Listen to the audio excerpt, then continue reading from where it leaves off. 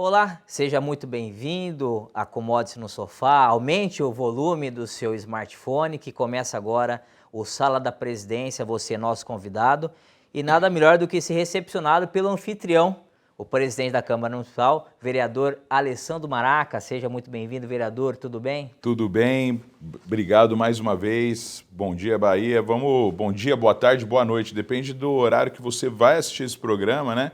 Mas E lembrando os que... heróis da madrugada também, boa madrugada. Exatamente. Lembrando que esse é um programa de prestação de contas da Câmara Municipal, né? De todos os projetos dos mais importantes projetos que nós votamos essa semana, a gente vem aqui para fazer uma prestação de contas com as pessoas. O programa chama Sala da Presidência. Eu gostaria também que alguns presidentes de comissões pudessem usar esse espaço também para falar o trabalho das suas comissões. Então é um programa aberto a todos e queria dizer que hoje, aí, a gente não combinou nada, mas eu queria começar rapidinho de forma diferente, eu fazendo uma pergunta para você. Por favor, senhor que é o anfitrião, a gente está aqui como convidado, tanto eu como os nossos ouvintes, nossos telespectadores. Bahia, você que nos ajuda sempre aqui a divulgar de forma transparente o que acontece na Câmara Municipal, qual que você acha que é a principal função do vereador?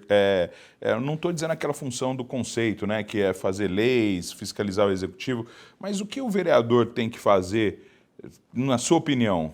Na minha opinião, ele deve não medir esforços para buscar o melhor para a sua cidade, para a sua população. Acredito que seria essa a definição. Eu acho que é uma definição perfeita, uma definição muito boa. É justamente isso. A pessoa não pode entrar na política se ela não estiver pensando em mudar a vida de outras pessoas, em melhorar a vida de outras pessoas.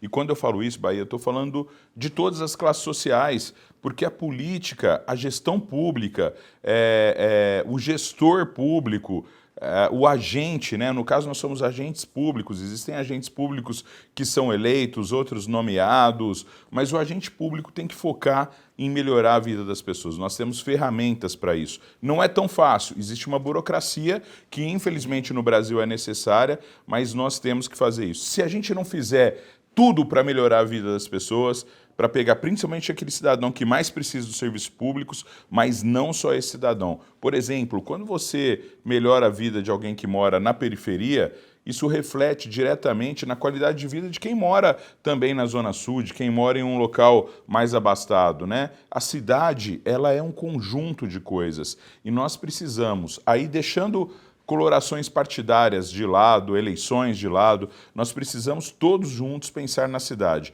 Eu acredito que você que está assistindo a gente já tenha visto alguma votação que você não tenha concordado com um ou com outro vereador. Mas eu acho que isso é da democracia. A democracia ela não é perfeita, mas ela se faz como o melhor sistema que nós temos. E nós precisamos vigiar para que nós possamos continuar vivendo num país democrático, porque, apesar de todos os seus defeitos, ela é diferente da autocracia, né? A autocracia, ela só se vê como perfeita, a democracia não. Agora, precisamos sempre, nós, entes políticos, agentes políticos, vereadores, prefeitos, deputados, todos trabalhar pensando na população e no melhor para a população.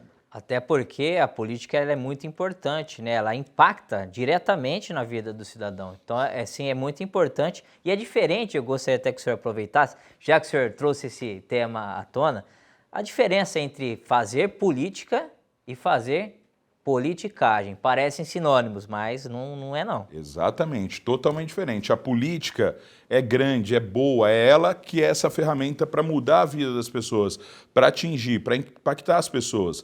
Por exemplo, decisões que nós tomamos aqui, elas impactam na vida da dona Regina lá no Parque Ribeirão, da dona Sebastiana lá no Avelino Palma, do Vermelho lá no Avelino Palma também, ou seja, de toda a cidade, e do Rodrigo, do Paulo na Zona Sul, de todo mundo. Agora, a politicagem, essa tem que ser extirpada da nossa vida. A politicagem é usar a ferramenta da política só em benefício próprio. Aí não vale. É isso aí. Feita essa belíssima introdução explicando a importância do vereador, a importância da política, nós vamos aí destacar a semana do Legislativo do dia 8 ao dia 12 de agosto. Essa semana, essa última semana, o que aconteceu de novidade aqui na Câmara Municipal. E nós tivemos aí 2 sessões ordinárias. A primeira a gente acabou voltando e aprovando 2 projetos de lei do Executivo sobre repasse financeiro. Um sobre obras destinadas à execução das galerias de águas pluviais e pavimentação de vias públicas no Supera Parque. E o outro, um recurso estadual, emenda parlamentar entre dotações orçamentárias da Secretaria da Saúde no município de Ribeirão Preto. Qual que é o impacto dessa votação, vereador? Cara, são 2 votações muito importantes. Primeiro, para levar uma estrutura melhor para o Supera Parque. O Supera Parque tem crescido. Durante o período da pandemia, a gente viu o quanto foi produzido ali. O Brasil é um país que não, no geral, ele não privilegia a pesquisa, mas isso é um erro, porque quando a gente privilegia a pesquisa, a gente pode fazer com que o país ganhe muitos recursos, que o país venda essas tecnologias, que nós possamos gerar emprego, renda, estimular com que os nossos jovens que venham por aí, as startups, elas são uma realidade. O Supera, ele tem essa vocação, né, muito voltada também à saúde e isso é muito importante. Então, são R$500 mil que serão destinados a obras de infraestrutura, porque já está sendo previsto uma ampliação do Supera Parque. E também, é claro que quando a gente investe em pesquisa, o retorno desse dinheiro é certo. E o dinheiro retorna para quem? Para toda a população, para toda a cidade. Bahia, só te interrompendo, eu esqueci de falar dessa emenda de R$6.150.000. São emendas que nós buscamos junto aos deputados, né? Eu procuro os meus deputados, as pessoas procuram, os vereadores procuram os seus deputados aqui. É importante que nós possamos cobrar esses deputados para que nós possamos conseguir melhorar. Só para você ter uma ideia, são 2 milhões, dessa parte são 2.100.000 que serão investidos diretamente na saúde em Ribeirão Preto, né? Diretamente na ponta. Então, nós conseguimos atingir aquela pessoa que mais precisa do SUS. E, paralelamente a isso, eu tenho cobrado muito. O que acontece? Nossos pronto-atendimentos estão ficando lotados. E quando você vai lá, você vai perceber que a maioria das pessoas ali já foram atendidas, estão aguardando vagas por internação. Isso é desumano até. Tem gente que fica lá uma semana esperando uma vaga por internação, às vezes vaga para fazer um exame, fica dias ali e com isso a gente aumenta o custo do atendimento nos pronto-atendimentos. E se a gente tivesse vagas em hospitais para receber essas pessoas assim que elas fossem atendidas no pronto-atendimento, com certeza a gente desafogaria muito e melhoraria muito o atendimento nas UPAs aqui em Ribeirão Preto. E o pior de tudo, né, é não cuidar bem das pessoas. Então eu vejo o esforço que alguns funcionários, alguns servidores desses locais, das UPAs, fazem, mas esse esforço às vezes é em vão, porque nós não temos a humanização disso na outra ponta, que é a internação na hora. Nós precisávamos de ter vagas para internar as pessoas de um dia para o outro no máximo, né? Não dá para ficar esperando o tempo que eles ficam. Então a gente também está brigando para que emendas, para que recursos do município cheguem até os nossos hospitais filantrópicos, Bahia. Nós temos alguns hospitais filantrópicos aqui muito importantes. Por exemplo, a Santa Casa. A Santa Casa é um hospital que atende muita gente, muitas pessoas nesse período de pandemia foram atendidas por essa instituição e, olha, precisa de mais ajuda. Nós temos a Beneficência Portuguesa, que também precisa de ajuda e tem feito um trabalho que socorre muito o atendimento. E nós temos o Santa Lídia também, que é uma fundação municipal e que, além de atender nos prontos atendimentos hoje, atende na UBS Zeferino Vaz, na UBS do Cristo Redentor, tem o Hospital de Retaguarda Francisco de Assis e o Hospital Santa Lídia. Então, nós precisamos valorizar essas entidades e também lembrar que nós estamos buscando recursos para o HC. Eu consegui recentemente 18 milhões para a gente, juntamente ao governador, uma reunião que foi marcada, também com participação de deputados aqui de Ribeirão Preto, mas conseguimos com o governador 18 milhões para ampliação do CTI do HC Campus.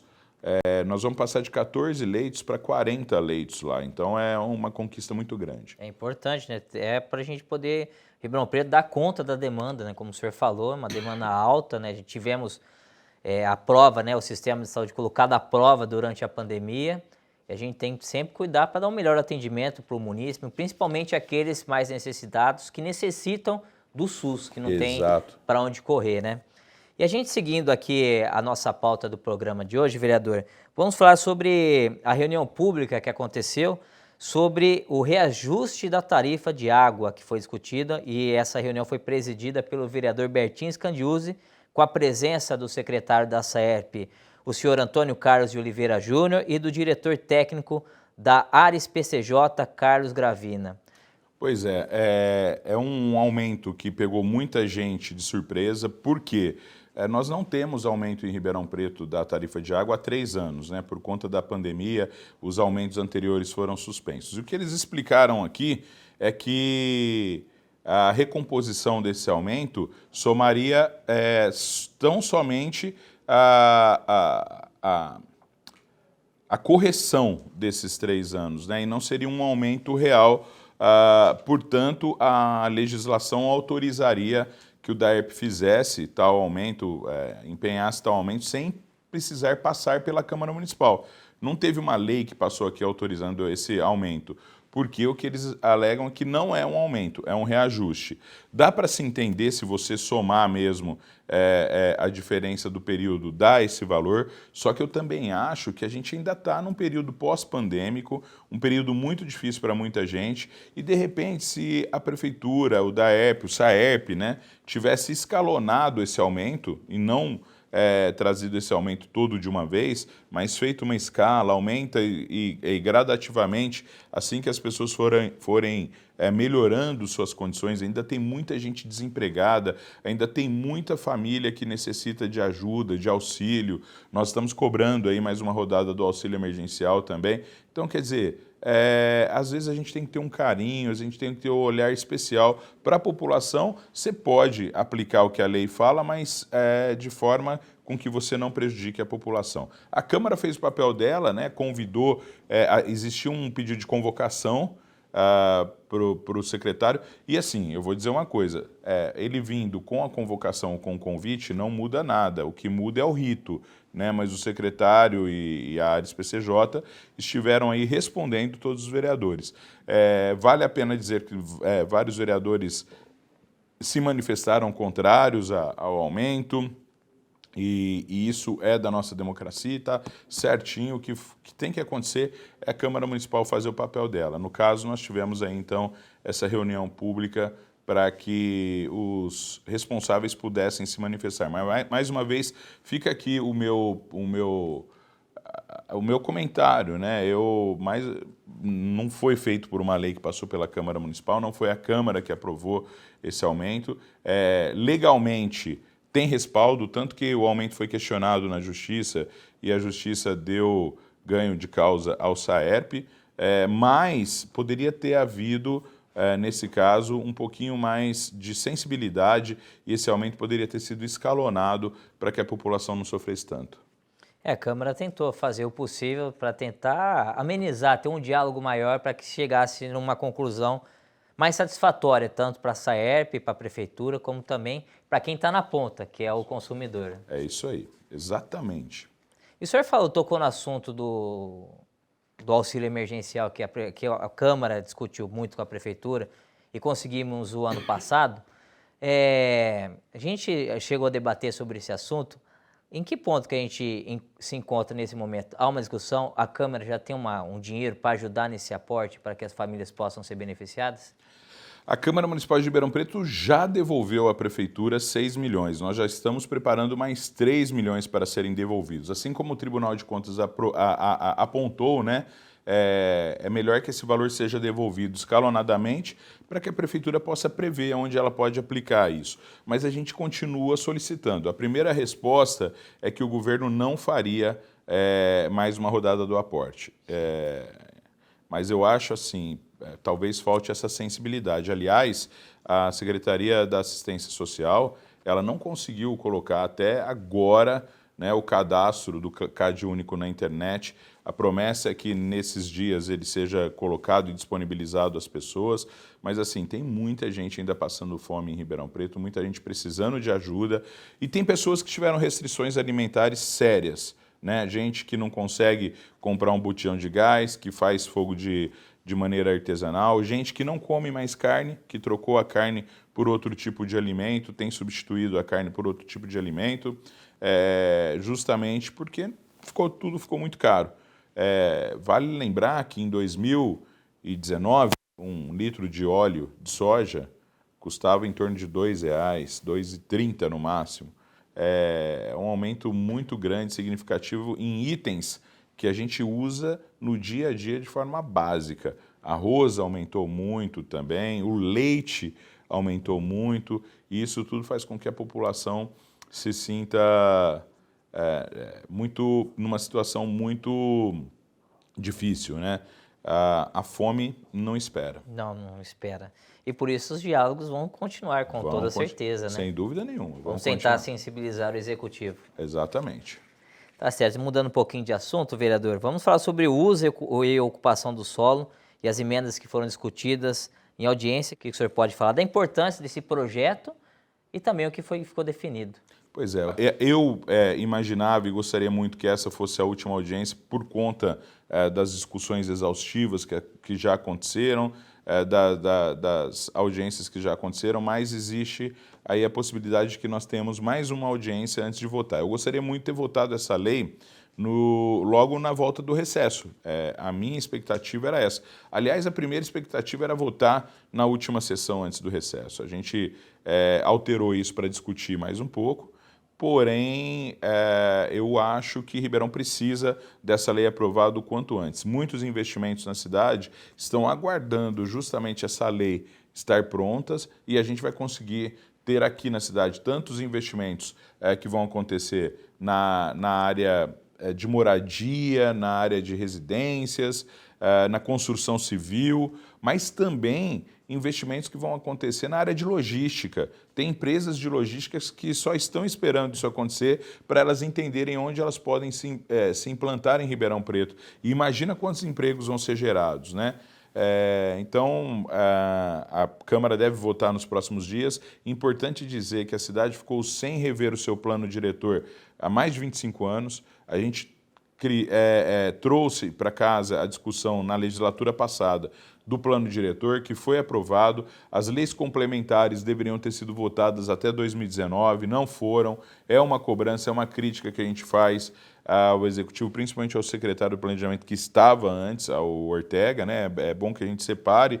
O secretário Daniel Gobi, ele entrou recentemente, ele abraçou o projeto de lei, fez as reuniões públicas e mandou para a gente aqui, ou seja, cumpriu o seu compromisso, e a Câmara está com esse projeto que vai ser muito importante para o desenvolvimento de Ribeirão Preto. Quando eu falo isso, eu estou falando do aspecto financeiro, eu estou falando do aspecto de moradia, de habitação e de crescimento da cidade com responsabilidade e com qualidade de vida, fazendo daqui uma cidade sustentável, uma cidade acolhedora aos seus moradores. É muito importante na questão da organização de toda a cidade, toda a planta da cidade de Ribeirão Preto. A gente é uma cidade antiga até certo ponto, né? Estamos chegando aí nos 200 anos de Ribeirão Preto e antigamente não havia essa preocupação. Então a gente vê ruas do centro mais estreitas, com uma dificuldade no trânsito. Então esse tipo de lei, de projeto, como também o plano diretor, servem para ordenar esse crescimento sustentável. E é importante a participação popular, né, vereador? Muito importante, você falou tudo. E você chamou atenção para uma outra coisa, Bahia, que o centro, por exemplo, com algumas ruas estreitas, e a gente pede, às vezes, vale a pena você parar para pensar e até voltar atrás em alguns projetos. O pessoal quer implantar o corredor de ônibus na rua Barão do Amazonas. Eu acho que não vale a pena. Os comerciantes ali estão implorando para que isso não aconteça, porque eles sabem da importância das vagas de estacionamento ali para todo o comércio. A Rua Barão do Amazonas é uma das ruas mais importantes do centro no sentido comercial. Outras ruas também são tão importantes quanto, mas não existe, na minha opinião, uma demanda tão grande de ônibus ali para a gente ter um corredor exclusivo para ônibus. A gente poderia ouvir a população nesse caso aí e ajudá-los no sentido de ter ali na Barão do Amazonas um espaço também para as pessoas estacionarem e o comércio continuar fluindo. Aliás, a notícia boa quanto ao centro e estacionamento é que a prefeitura está licitando aí enfim, né, algo que a gente cobrava há muito tempo também, eu tenho requerimentos nesse sentido desde 2017, que é a instalação de parquímetros, a instalação do sistema por celular de área azul, que vai baratear para as pessoas, tem que baratear porque as pessoas vão ter a opção de comprar fracionado. Então, por exemplo, Bahia, você vai lá e vai ficar só meia hora. Você compra meia hora naquele espaço. Até 2 horas você pode comprar, né? De meia hora até 2 horas. Então, você não precisa pagar o preço cheio. E outra coisa que se faz em outras cidades é, quanto mais você vai tirando do centro, mais barato vai ficando para estacionar. Então, isso estimula as pessoas, por exemplo, quem vai, eu falei da Barão do Amazonas, mas quem vai na Barão do Amazonas deixar o carro lá na Campos Sales, que é um lugar que tem um pouco mais de vaga, e ela vai descer a pé, por quê? Lá ela vai pagar menos e ela vai andar um pouquinho, caminhar pelo centro, vale a pena a gente pensar em todas essas saídas para a gente ter uma rotatividade maior de veículos no centro da cidade.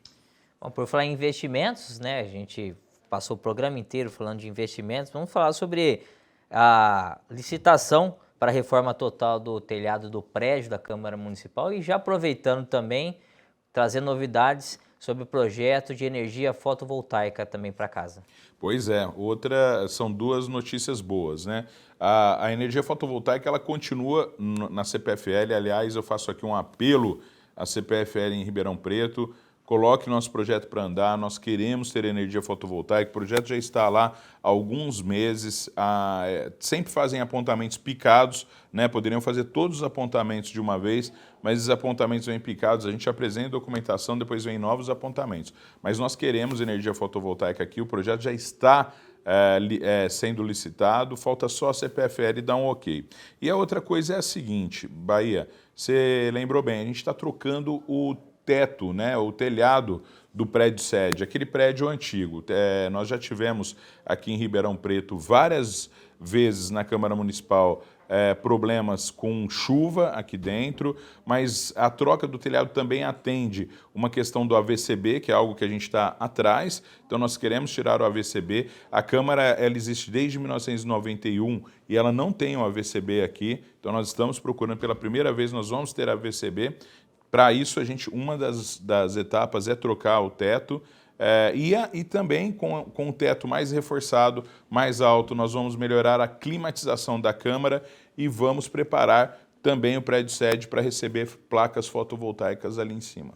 São grandes novidades aí para a Câmara Municipal, a gente aguarda aí a evolução de todos esses projetos, a gente vai estar acompanhando e vamos trazer em primeira mão aonde, vereador?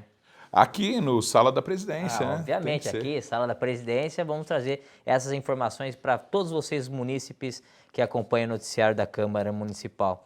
E a gente pode falar também de um requerimento sobre a limpeza dos trilhos do trem na área do Simeone também, uma importante conquista que vai ajudar os munícipes que residem naquela região. Pois é, eu estou muito preocupado com isso, né? Além de requerer a limpeza, e nós conseguimos a limpeza, fizemos várias reuniões com a VLI, que é a Vale Logística Integrada, Ferrovia Centro-Atlântica também, responsáveis por aquela área, mas o que me preocupa é que aquela área ela não tem sido utilizada mais no trem, no transporte sobre trilhos ali. A maioria do combustível que chega até o terminal tem chegado pelo oleoduto, né? Então, hoje não estão utilizando aquela linha há quase 4 anos.